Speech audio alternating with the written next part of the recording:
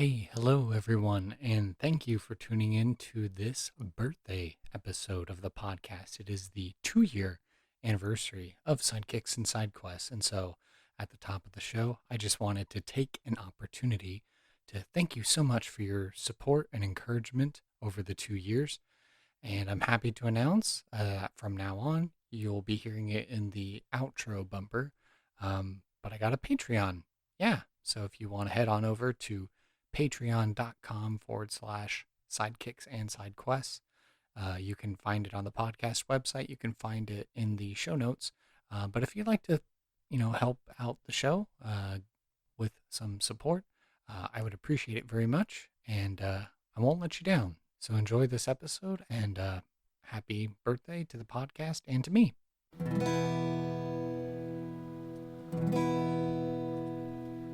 Hark the bardic paladin, who sings and plays again. He tells the tales of glory and weaves a magic story. He'll join you at your table and ask you to share a fable. Heroes of humble origin, villains who must be fought again. No matter their skill or prowess, the people in life are countless. So we pray you heed our request. Enjoy this tale of sidekicks and side quests. Side quests.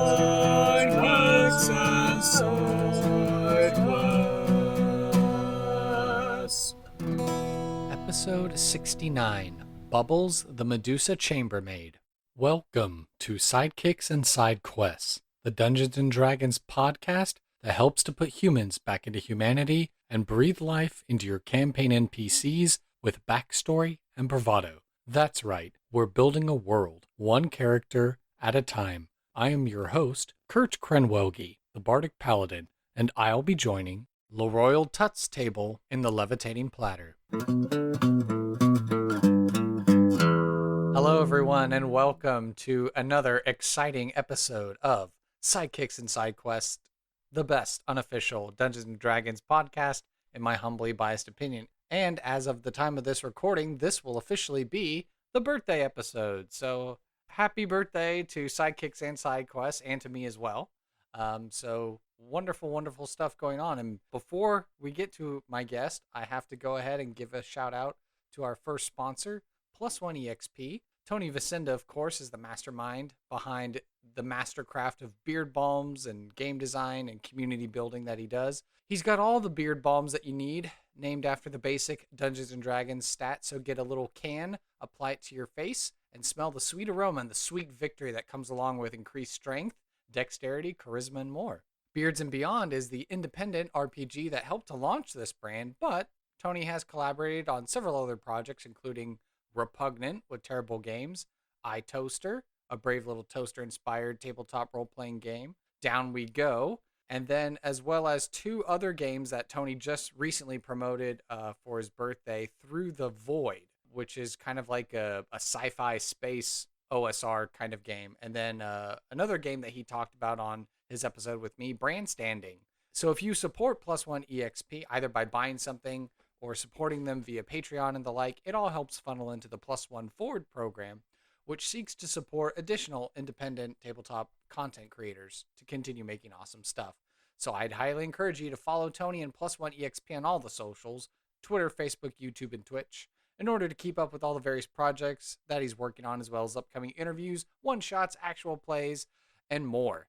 So if you don't mind, head on over to the website, plus1exp.com. Use that affiliate code Randolph when you want to buy yourself a sweet, sweet beard balm and a sweet beard RPG to get some savings on your purchase at no extra cost to you. Again, the code is Randolph at checkout on the website, plus1exp.com. All right, we've left everyone in suspense long enough. So hello, mystery guest. Would you like to introduce yourself to our lovely audience today? Well, hello, everyone. My name is LeRoyal Tutt. I'm on social media at Royalty No Y. And I'm actually a friend from college. Whoa, whoa, whoa, whoa. I know, yeah. I was gonna say we were in several musicals together. Did you actually formally join the choir, or was it only just ever we had the Venn diagram overlap in musicals. It was only just for the shows. Oh, okay, I see. Yeah, no, we did some pretty good shows together. Also, guest of the podcast, Leah Murray was previously on. So I think all Yeah, those right on. shows that Leah and I were in, we also were in together, pretty much, right? Yeah, I believe so. Yeah. Yeah, man. So what is it that you do? Because I know obviously, we told everyone we just went to college together and we did musicals, Oh, but like yes, what is it that you're yes. doing now? Because, I could just pull up social media and just be like, is that Kevin Hart or is that LeRoyal? Who am I looking at here? I am certainly a jack of all trades, if not many. I'm an actor, stuntman, cosplayer, husband, father, streamer, entertainer. Like I do a lot of things. Within my life, I also work at Universal Studios in the various types of positions there. But mainly, I am an actor. That's my first and foremost. I am an actor. Um, and then stunts comes next, and sometimes stunts bring in acting. That's awesome. Yeah, because I think the pin tweet or the big thing that I saw that was because the joke is like, oh, you go to college, you get your theater degree, you're gonna strike it out west in old L.A. You're gonna see your name in lights, but then it's like, well, no, LeRoyal actually did it because here he is on an official Netflix Kevin Hart comedy special billed as the stunt double for Kevin Hart. So what Yeah, what that man. what has that all been like? It is actually crazy the way you put it like that because you hear about the whole you go to college, get your degree, you move out to LA, and then your life starts. But then you also hear that it's not exactly that route. Like many people don't become as successful, and successful is very limited. I think success is a state of mind, and I feel like being out here in LA, I've been pretty successful in my career as far as everything that I've accomplished so far. But it certainly is crazy to think, I went from doing live theater to stuff on Netflix and stuff that's released in on the big screen as well, whatever how big or small my role may be.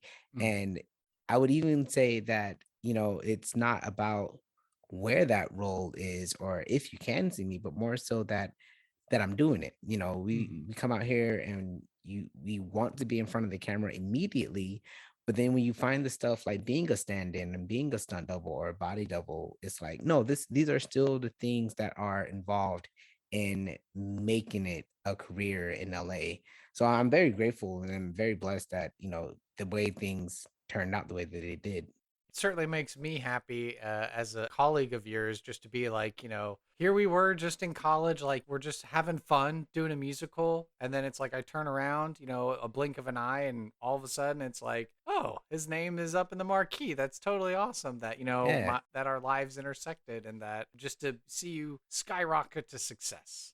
And it's nice to be able to come back and do things such as this. Yes, I a definitely nerd didn't let my podcast. super Exactly. nerdy podcast where I could be writing scripts and working on my facial features, but no, I want to do something nerdy.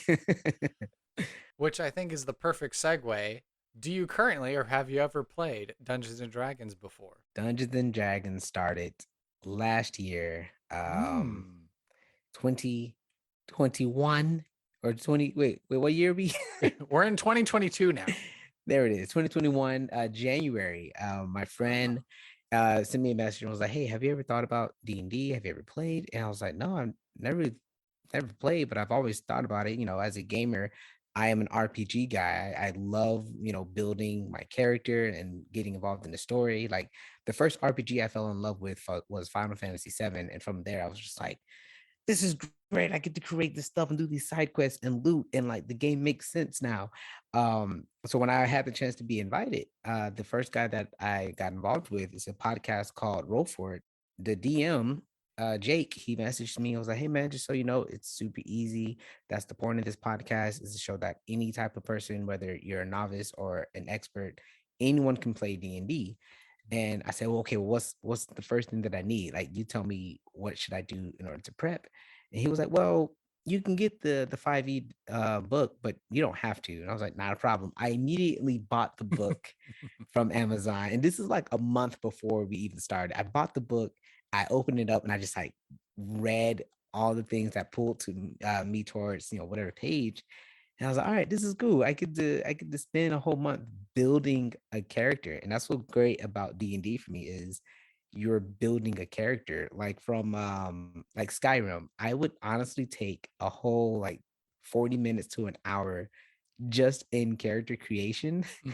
And I hate it because first, you get to create how your character looks. And I will literally print out a picture, put it on my TV, and do like a side by side reference, Mhm. just be like, all right, this is how I want to be represented. Now I just choose Argonian, which is the lizard in Skyrim. So I was like, no, what? Lizards don't need to be a certain type of way. So I'm just going to be a lizard and enjoy the game. Sorry But to yeah, all our Argonian fans on the podcast that have very strong opinions.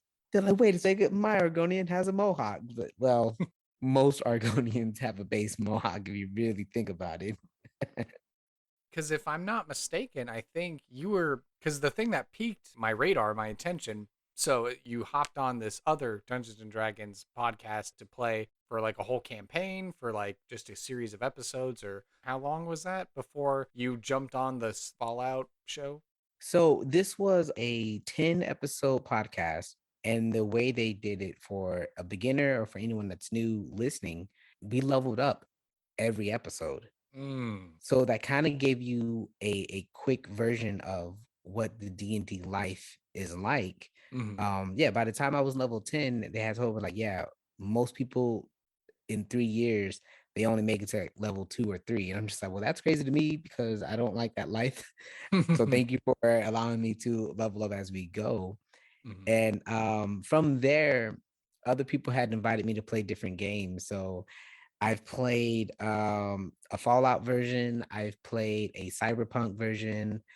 I've played one called Vaesen, and currently I'm in a campaign called Symbaroum, which is I think is some type of European style tabletop game. Okay. Um, it's a different version of your typical Dungeons and Dragons. The rules are just different, but as Mm. far as gameplay and what everything means as you're playing it, oh, I love it. I play a an axe artist named Narabso. He's a goblin, and I created this goblin because I was inspired by Norman Osborn. So Osborn backwards spells Narabso, and he is very Oh, much influenced by Norman Osborn, more specifically by Willem Dafoe's Osborn. classic Raimi verse Spider-Man's. That's right. There we go. Well, cool, yeah, because I know just this Christmas I ended up picking up my copy of Modifius's Bethesda licensed Fallout tabletop RPG game. So I'll eventually need to find people to play. Your Vault Overseer had some really cool terrain and miniature pieces. So I know, I think that was on the Initiative Order Twitch channel, wasn't it? Yeah, that's on initial order. April created the little minis and the structures and the buildings. And I remember playing and seeing a building, and then she's like, and if you look closer, she like pulled it open. I was just like, it opens up. Like I think the world of tabletop, the way you can just create something to physically see it, it's so immersive. Right on. Well, keeping on with our title of our podcast, Sidekicks and Side Quests, we like to ask who's been one of your favorite NPC characters? If they're from a RPG, if they're from a video game, or if not, maybe they're from literature, history, film, or television, etc. And why are they your favorite sidekick or NPC? The moment you said RPG, my mind immediately went to Sid from Final Fantasy Mm. because when I playing Final Fantasy 7, you get to play as Sid, and well, he's one of the people that can join your party, and he's pretty cool with all the stuff, and his story's great. And then I think I played 10 after that, and lo and behold, another Sid came. And I was like, oh, well, that's cool that there's another Sid. And then I started reading about it. And as it turns out, I believe Sid is in every single Final Fantasy game. And he's roughly the same type of character that they just, for whatever reason, came in. So ultimately, it would be, I guess, the Sid universe of Final Fantasy. Okay. Yeah, forgive me. I'm not one that is intimate with the Final Fantasy series as a whole, just because it seems like from every game it drastically changes from like one setting to the next. Yeah, that was one thing that took me away from part 8 because I hear eight's great, and I guess whenever I jumped to it, I was like, wait a second, this isn't a continuation, this is a different universe. And I was Mm-hmm. so pushed away from it that I didn't go back until 10, and then again until I think it was 13 or 14. Um and now 15's out. And at first, yeah, it's very much so if they're not connected, I want nothing to do with them. But then when you play the stories, that's all right. Each on its own is really beautiful. And we also like to ask our guests, what's been one of your favorite side quests from an RPG, video game, television, literature, movies, etc., and why has it been one of your favorite side quests? I would say it would probably be somewhere in Skyrim. Skyrim has a cool Dark Brotherhood side quest, and it's one that you actually have to discover. I think at the time I didn't know how to do it. I play games two different ways.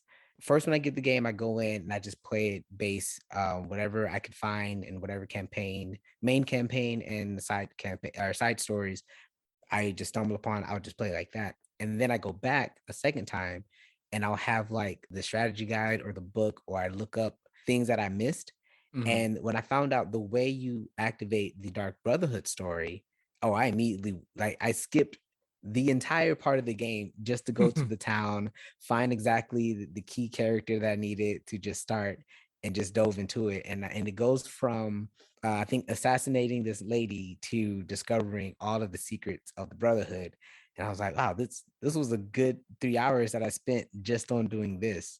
I would say the perfect way to play Skyrim is when you make your character, find your own goal, like your own personal outside of the game goal, Mm-hmm. and live that life. And that way, every single thing you do is a side quest. On my recent playthrough as my Argonian, I just wanted a house. I was just a warrior who wanted a house. And obviously you got to go to these places and build up your funds and decide what's right or wrong. Mm-hmm. But it just made it because once you have your house, you can also get married. Then it's like, who wants to be my wife? How about you? And it's someone who wants nothing to do with you, or not even someone you can marry. And then it's like, all right, I guess maybe the next town over. And so that becomes the main point of the story, that I'm just an Argonian looking for love. Mm-hmm. Looking for love in all the wrong places, looking for love That's in all the right. wrong faces. All right. And then the last question that we have here in the personal interview section is, what are you passionate about and why? Oh boy. I would say I'm gonna get on a broader scope of things. I'm passionate about having fun with my kids because as a dad and as an actor, I can get super busy outside of my life at home. There are times where I'm gone 12, 14 hours a day, and when I come back, they're already asleep. So in order to be so invested in their lives, it's like, no, the moment I can hang out with them, we're gonna do it all. We're gonna wrestle. We're gonna play pretend. We're going, and I think a lot had to do with the pandemic and everything being shut down during quarantine. Mhm. That my life literally for a month or two was just myself and them. My wife was working at home, and it was up to me to be there for them from 9 to 5. And I decided let's make the most out of this. So we had blocks. We had the giant umbrella thing that we all played with in elementary. Mhm. We got the toys out. Like I would spend a good 20 minutes as a small Spider-Man wrestling the other Ninja Turtles or the Street Sharks with my Mhm. son because I handed down my toys. And that's our time of play. And it's such a wonderful thing because it's giving them the opportunity to love and acknowledge that dad is here. That's a great answer. I mean, as a new dad myself, it's very encouraging to be like, "Hey man, even an actor or, hey, I do this job and I work long hours." It's like still the most important thing at the end of the day is your kids. That's right. Amen to that. All right. Well, we've learned so much about our wonderful guests, and now I think it's time we head into some NPC creation.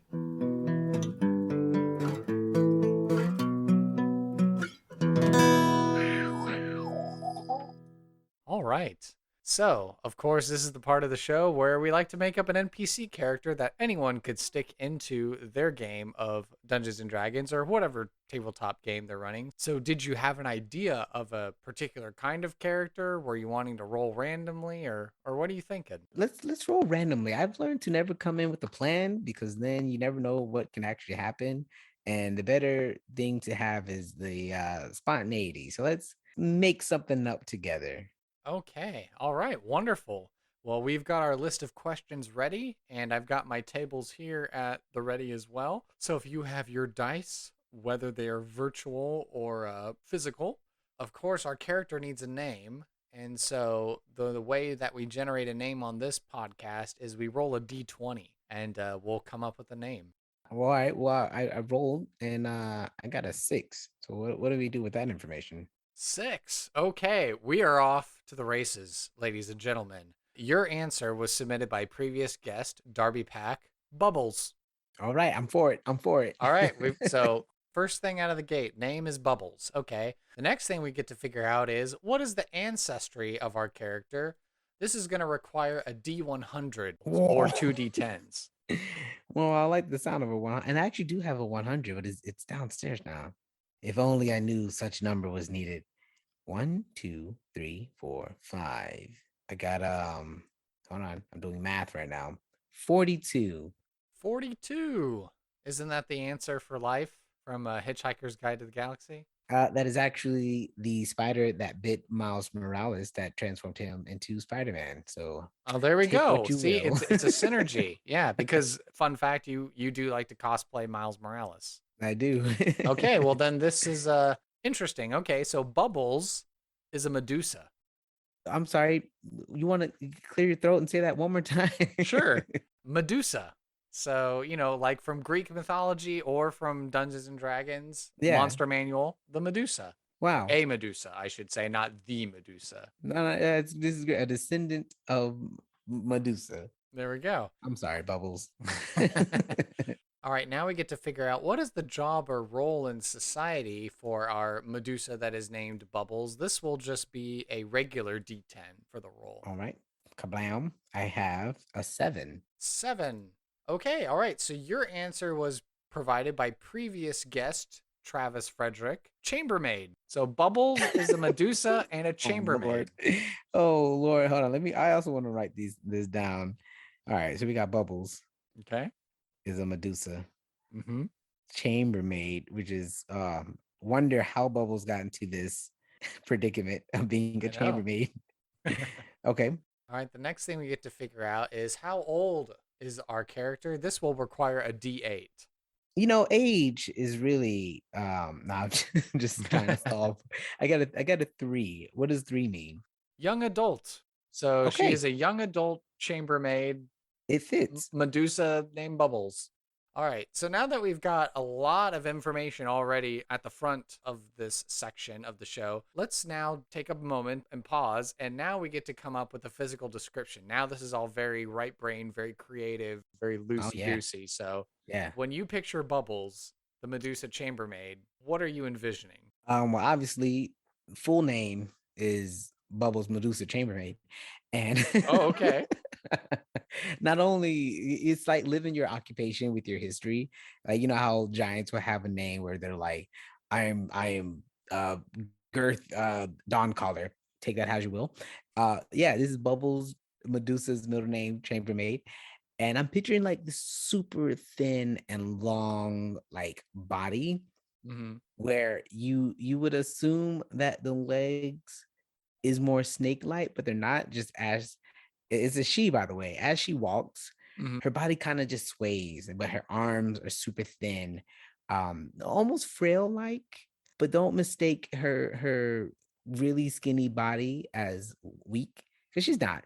She's not. Right. And here in a little bit, we're about to see how strong she might be. I don't know if that's included, but yeah, super thin frame, really tall, and her hair is like obviously they're snakes, Mm-hmm. but they're not just any type of snakes. They're garden snakes. They're the ones that can't really do any harm to you. They're like baby garden snakes. There's a whole bunch of them, but they're long and they're kind of just going in the back of her head. She tries to break them up, but they always wiggle out and it never works out. She has a horrible time with her hairdresser whenever she has one time to go to one. Yes, her eyes are in fact very Orochimaru like. They're very snake like. She doesn't have a nose, unfortunately. With being a snake woman, she doesn't have a nose. But one thing that really makes it is that she has a large elbow. She has large elbows. Yeah, her elbows are like they're like little buttons, little boulder buttons. Yeah. Okay. I was going to say, I was just trying to very quickly read over some of the information related to Medusas and talking about a petrifying gaze. So, because she's a chambermaid, so obviously she's in the service of someone, has she figured out a way to kind of mitigate the fact that she could petrify someone by looking into them, into their eyes with her She hasn't eyes? figured it out yet. Most people think that Medusas have the innate ability to just be able to do so. It actually comes from her soul. There's a power she hasn't unlocked yet. Because as a chambermaid, people fear her Mm because she's so different. hmm. She's almost like a don't tell me. Hold on, it's at the top of my head. They're like a dark elf. No, uh, uh Like a drow? no, not a drow. They have horns. Who are the people that have Oh, horns? the tieflings? Yeah, she's like a tiefling. People Okay. see her and they associate her with the legend of the original Medusa. And Mm-hmm. so the guy that the people that have her at first was like a rescue when she was a young, and then as she got older, they kind of started treating her bad. So they just like you have to be a chambermaid, and that's her start. And that's how she got her surname then. When they recorded her in the census, when she was brought in, it was just, she knew her name was Bubbles, but it was just Bubbles Chambermaid. Yeah, Okay. it's a tragic background, really. She tries to be so nice and live up to her first name, but just the look at her, lots of fear. Okay. And okay, so this makes sense then based on what we know. So she's a young adult. And so what you're telling us is that, she hasn't unlocked that petrifying gaze ability that Medusa's, by Monster Manual stats have. So you can approach her, you can talk to her, you don't have to worry about being petrified and turned into stone. Oh no, no, no. People don't know that she doesn't. Like she tells them, I don't know how to do it, but they don't believe her because Oh, and so they're like, they're "Oh, I can't look at you. I have to yeah. go away." Oh, Hmm. okay. So then Do who you want me where to tell you how to unlock it? I know how to unlock it. Oh, really? Yeah. She has to fall in love. Oh, then does her heart have to get broken in order for the power to work? Exactly. Oh, she has to fall Exactly. in love and get heartbroken. Okay. All Hmm. right. Yeah, that tracks with the sorry. I take it back. I have not refreshed my memory on the actual Greek mythology on it, so I'll leave that in the podcast, but I'm sure one version of the Medusa legend could have been that, but it could have been also another way as well. So, does she work for like a king and queen? Does she work for like a local lord, a baron, or Nah, she works for a lord. I mean, someone who's up in the feudal society system, but like not like a king or anything like that. He's So, he's he's he's cousins of the king. cousins of the king. Okay. All right, we're getting a picture here. Okay. So, when we think of Bubbles, what three adjectives would best describe her? If you're able to stare at her long enough, you will see she's actually beautiful. She's a gorgeous woman. Okay. But there's a lot of fear when it comes to that because her beauty is always overlooked by the snakes and just the myth itself. Hmm. Um, she's very shy. She's very closed off to herself. Just not growing up in a proper situation that she just learned to just keep to yourself, Bubbles. Just keep to yourself, Bubbles. Don't interact. And all right, so we got beautiful, we got shy, but the one thing that really makes her like a person is like she shows loyalty. She will take the scruff, she will take the beating. I don't know if it's loyalty from fear or loyalty out of just wanting to be right, but she's very loyal. Well, now I get to go back to rolling some dice. So, the next thing we get to figure out is what is a valuable item, a piece of lore, a secret, or an ideal or concept that Bubbles would ascribe to. So, this is a combo punch of a roll. So, the first thing we get to roll is a d4 to figure out which of those categories it's going to be. Well, I rolled a 3. A 3 would be a secret. So now you get to roll a d6 and let's figure out what is the secret that Bubbles is keeping. Well, what's secret number 5? Secret number 5. Okay. Answer submitted by previous guest Andrew Newcomb. Bubbles is a wanted bounty from a nearby town. Yeah. Yeah, I remember. This makes sense. Yeah, no, enlighten us. Tell us more. So we were hearing about a tragic backstory and her being brought in as far as, being a chambermaid for the local lord. But does this wanted bounty thing have anything to do with that? Well, she went grocery shopping. And obviously the best place to do your grocery shopping is the town next over. And the local lord had trusted her. She's been doing good. He hasn't had to physically, beat her in a while. Again, just over the years, his hatred just kind of just grew. So he says, you know what? It's your birthday. I will allow you to go to the local town to buy the finest pheasants. And she's like, all right, I will go do this. So she does wear a hood. She goes over, she goes, chopping at first, and she gets it. She gets the pheasants, and she's like, I've accomplished this. I was able to walk out. The Lord trusted me. Now I can go back. And as she was going back, she actually runs into the mayor of this town. Mm. And at first he just sees a woman. He's like, oh my, like she must be beautiful. And he tries to get her name, but when he sees her, he freaks out. So he just saw that, oh, this is a monster. I have to put this monster down. And as he's approaching, he's like, finally, I get to be the mayor for my namesake. As I said before, she's very strong. So when he approaches, she gets scared, she freaks out, and she pushes him away, causing him to fall over. It was like a 1.5 story, not that big, causing him to fall over, and he ended up breaking his arm. So Ooh. when he falls and breaks his arm, she tries to save him at first. She's just not gonna let him fall. And she looks over, the wind blew and it knocks her hood off. So Mm-hmm. she's looking down to see if this man's okay. And he looks up and of course he screams out, guards, arrest that woman. She makes a run for it. She goes into the woods and she escapes. Mm-hmm. But now there's pictures of her face plastered everywhere. But she makes it back. She does make it back to the Lord, and she doesn't say anything. She just walks in, drops off the pheasants, and just quickly goes to her chamber. So Interesting. And so word of this has not gotten back to the Lord from the mayor then. Because yeah, obviously not the yet. Lord doesn't have need to go to the town and interact with the mayor or anything like that. No, no, no, no, not at all. Okay, interesting, juicy. Okay. So now the next thing we get to figure out is what is a particular quest that Bubbles would be willing to recruit or hire player characters to go and do on her behalf. So, certainly if you want to roll the dice and see what we get, that's you would need to roll a d12 unless you feel inspired to generate your own side quest. Well, I've already rolled, baby, and I landed on a strong D12 with the 12. 12. Okay. Your answer was provided by previous guest Carlo Romero, now Hollenbeck. Retrieve a rare family heirloom. Yeah, so now the plot thickens. The story gets even more elaborate as far as the backstory is concerned for Bubbles. So, what is this rare family heirloom? Where is it? What is it? What are we going to have to go get? I believe that she's looking for a necklace. Most family heirlooms are always necklaces, are always something the person can wear around their person. Mm. And this particular necklace, it is in the cave of somewhere deep down in Merge Po. That's the name of the cave. Don't ask me why it's called Merge Po. And Merge Poe. that Okay. this is actually where the original Medusa is located. Oh, Um, okay. However, I don't think she's alive anymore. I think that's just where her final resting ground is at.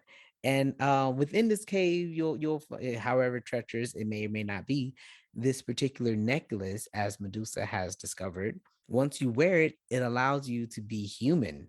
Yeah, it's a Oh. real Little Mermaid thing. Yeah, once you throw this necklace on, and you get to be human, and she really needs it because it'll change her face, it'll change her body type.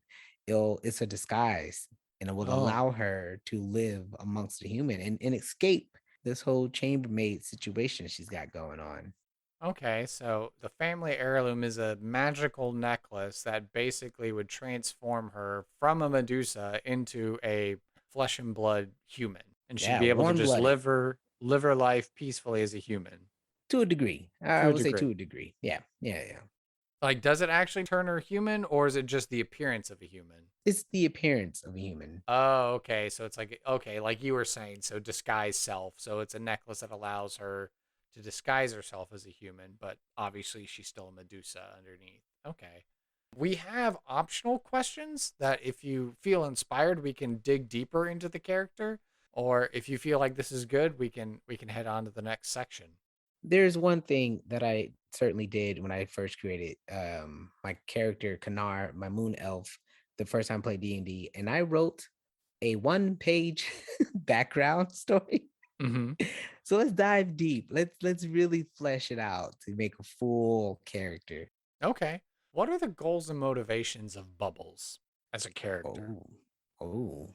Is this a role thing or is this a Oh, no, no, no. So this is all, oh, these are just okay, the last yeah. optional questions we've got here.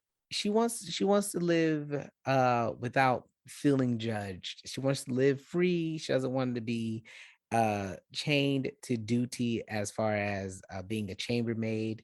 She wants to change her name, she wants to be some bubble something else. And how do her goals and motivations affect her general personality?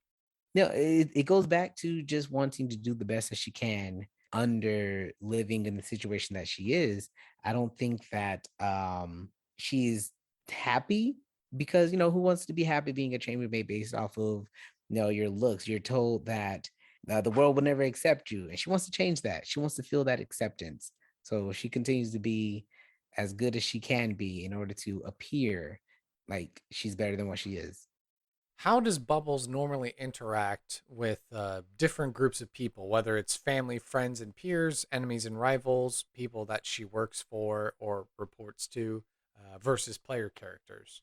I think as she's learned, she judges off of appearance. And there's no fault of her own. This is just how she grew up with the people that she did. They take one look at you and then they're just like, this is your status. This is where you belong. So when she sees people of similar cloth, she's a bit more relaxed around them. Again, she doesn't approach them immediately, but she knows that they are of the same. There are other chambermaids in this house and everything. So she knows who's a chambermaid and who's a servant or who's a lord.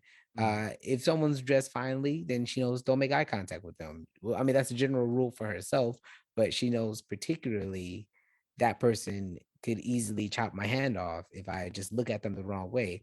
So she's very careful with the approach of people.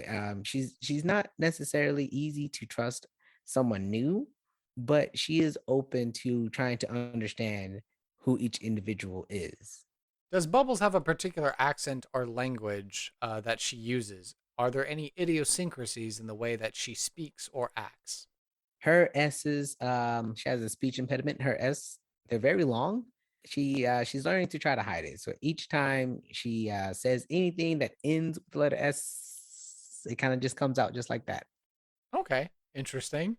What impact has Bubbles made on the world? How has she shaped the local area? Obviously, we know she's a bounty in the next town over, That's but right. anything beyond that? No, nothing beyond that. She's kind of kept in secret. Does Bubbles have any current problems that prevent her from being a bigger player on the stage?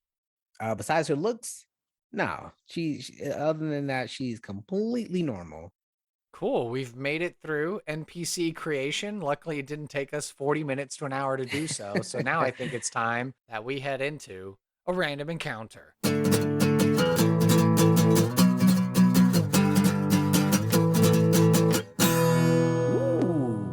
Dun, All right. dun, dun, dun, dun, dun. So this random encounter is brought to you by Reaper Miniatures. They've been Texas Titans of the tabletop industry since 1994. They're right here in DFW, and they've got an amazing warehouse and game store. They make everything from paints to gaming accessories, and they stream on Twitch and YouTube with tutorials and interviews. Whatever system you're running, whatever game you're playing, Reaper Miniatures has got you covered. Every time you shop with them and spend at least $40 on your purchase, they'll throw in a cool new mini of the month. for free with your order. And it's always something new every month, so be sure to check back often. If you visit my podcast website, or you go in the show notes and you click on the link for Reaper Miniatures, it's a referral code, so that when you go to Reaper Miniatures through that affiliate link, it's helping to track the traffic between our two websites. It helps to build up and combine our powers together so that we're able to continue to collaborate and do cool things. I know I just checked my email the other day and I got another $50 gift card from this affiliate relationship. So certainly thank you to Reaper Miniatures for that. And, got my Christmas present, my box full of Reaper Miniatures that we used our previous gift cards for. So we're just going to be up to our eyeballs in Reaper Miniatures in this household. So be sure to go and check out Reaper Miniatures through my website, through my affiliate link there in the show notes, or on sidekicksandsidequest.com. And be sure to follow Reaper Miniatures on Facebook, Twitter, Instagram, Twitch, and YouTube. All right, now that all out of the way. So this is the part of the show where we like to, dust off the cobwebs as far as our theater and acting skills are concerned, maybe more so for me than you. Yeah, but we get to do a little role play, a little vignette with the character that we've made. So obviously, you'll be taking on the part of Bubbles, but the question becomes, who should I be in the scene? It could be something like you meet one of the adventurer characters that have been generated on this podcast. It could just be you're really interested to kind of show off that dynamic of the Lord with Bubble. Or maybe you wanted to do the scene of the mayor of the town getting hurt or whatever, and then generating the wanted posters. Whatever scene you're interested in playing. I think the wanted poster, that's a good place to kind of start. That's the scene that we're going to do. So we're going to do a scene that's going to set up the impetus for, I guess, another potential side quest if they're exploring the nearby town and they see all these wanted posters and stuff like that for the player characters. But okay, because now they're like, oh, wanted, let's go after her, and then they discover there's more. So we'll set the scene then. 6 months before present day, where an adventuring party would stumble across these wanted posters. It's Bubbles' birthday, and the Lord has deemed it worthy that he trusts her and that she should be able to go to the nearby town over from the Lord's estate and be able to go get those lovely, lovely pheasants that she wanted. And as she's making her way through the market, having a great time, and getting out of the Lord's estate and really getting to interact with people, we'll say this mayor who is strutting about like a peacock, thinking that he is all of that in this town. And he begins to, I guess, approach Bubbles, not knowing any better. And he'll probably say something along the lines of like, "Hello, fair and beautiful maiden. Welcome to my lovely town. Don't you know that I am the mayor, and I would love to give you a personal escorted tour about the town." Oh, I'm sorry, sir. I just came to get my pheasants. Hearing the end of the sentence is kind of like, ooh, that's weird. But he still presses his luck. He's still like, no, but I insist. I am the Lord Mayor, and it would behoove me to make sure that any maiden who visits my town would have a properly armed escort. And I guess we'll say he starts getting closer, and then he can maybe start to notice some of the Medusa qualities, but not quite yet. I take a step back, like very quickly, like as he's the step that he takes, the same step backwards. Apologies, Your Grace. I really must be getting back. We'll say this is where, I guess, as we figured out in the side quest explanation story, so he starts getting angry, like, "How dare you refuse me? I'm trying to be polite, don't you know? I'm a great man, I'm a gentleman, and so I'm going to do the exact opposite by being a complete jerk." And so he like tries to grab her wrist to like pull her around, and I guess they must be on like some upper store of a marketplace or something like that. And so he whips her around, and so then he starts seeing the Medusa thing, and he starts freaking out, and he's like, wah! And then he like tumbles off the edge, and then bam, falls down. He's like, ah! And you hear him screaming out in pain below. I guess that's when Bubbles rushes up to the edge. How does she react to that whole thing?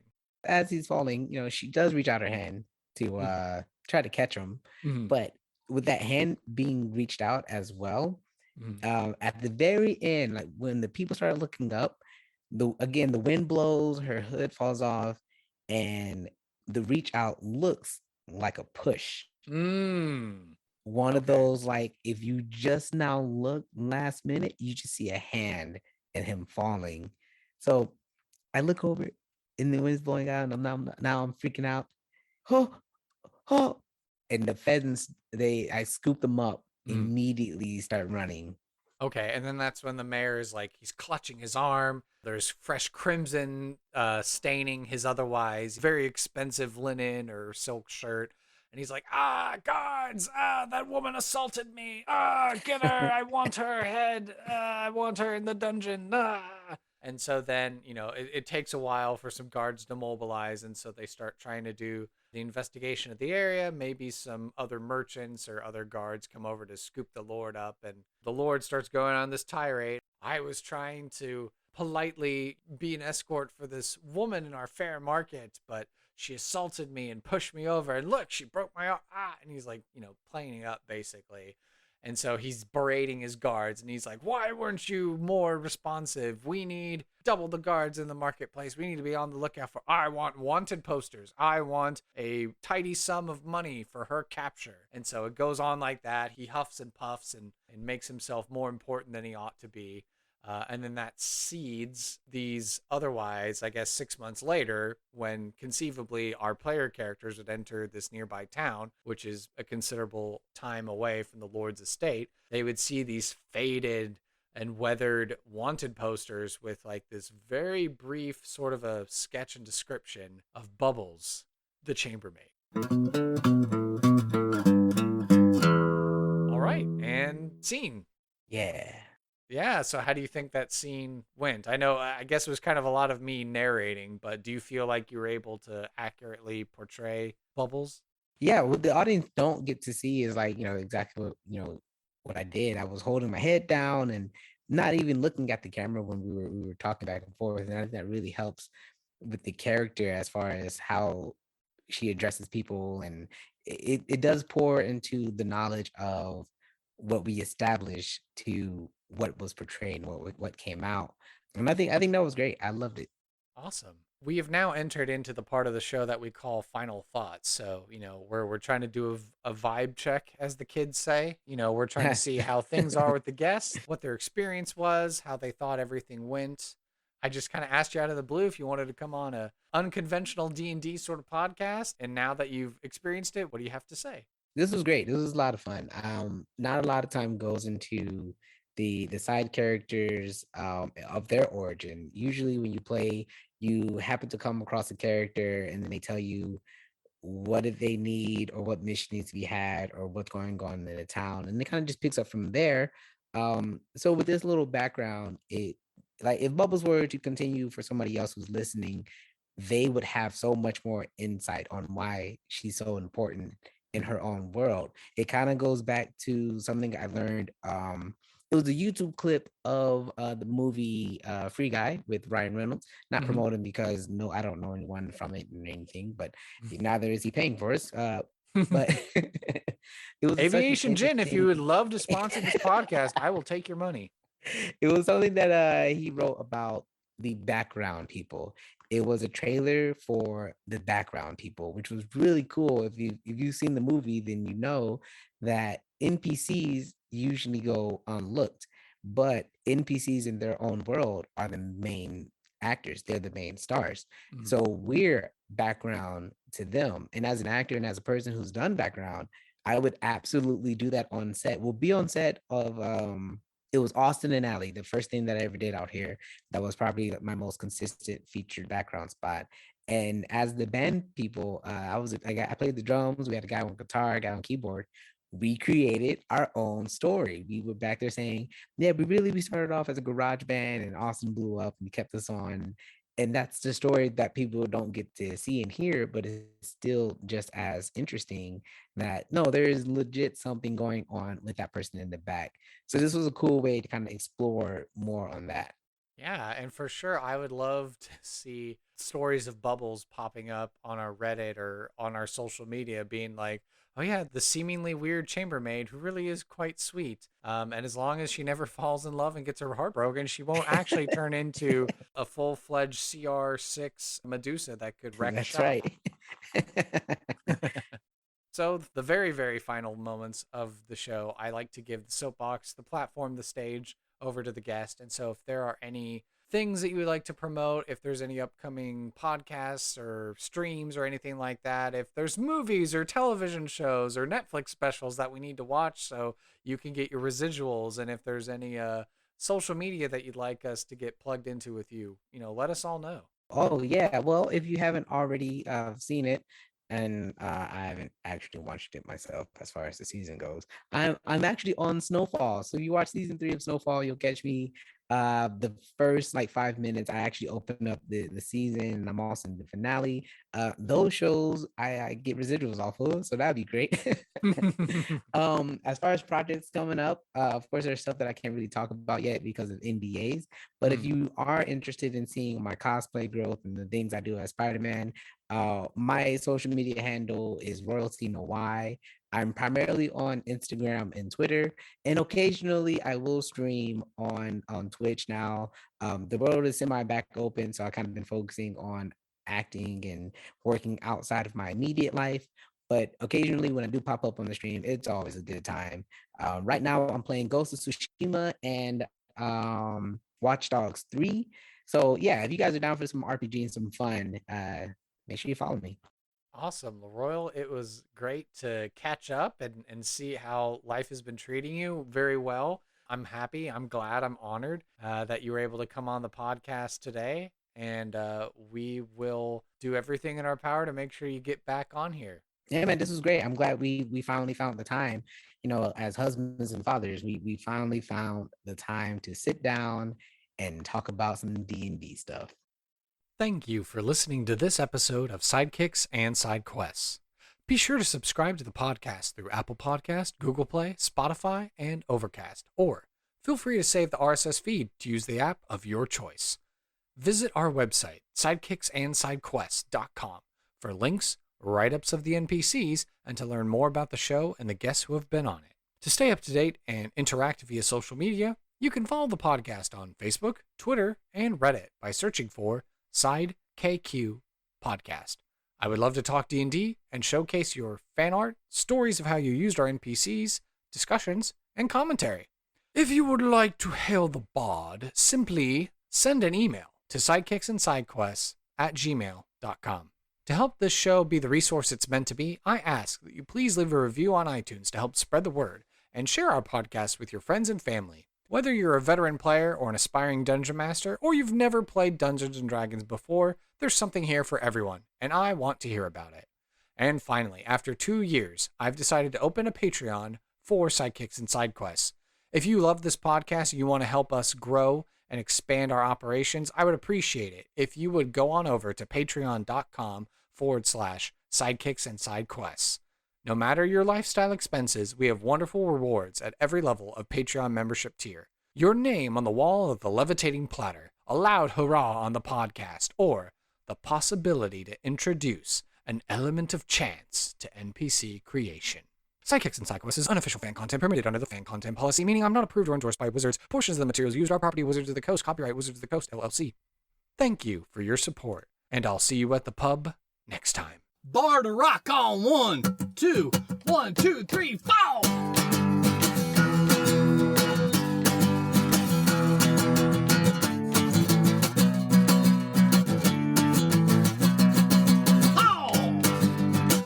Sidekicks and Sidekicks.